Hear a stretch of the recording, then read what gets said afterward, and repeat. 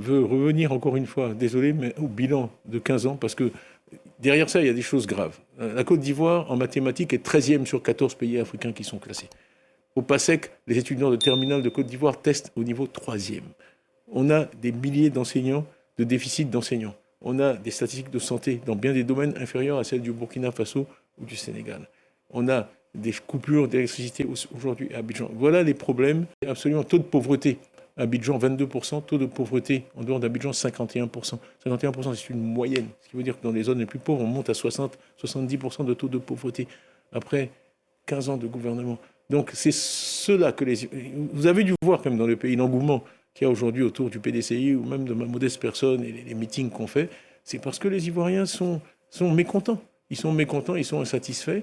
Et on part, ça c'est un des ingrédients de l'inquiétude, on part vers une élection difficile. Ce qu'on voit, c'est que le RHDP souhaite rester au pouvoir. C'est pour ça que je parle de 5 ans de plus. Ça fait 15 ans, je parle de 5 ans de plus. Mais il y a des problèmes. J'ai entendu un membre du gouvernement récemment qui a réussi l'exploit, dans la même phrase, d'insulter la mémoire du président Houphouët-Boigny et sa famille.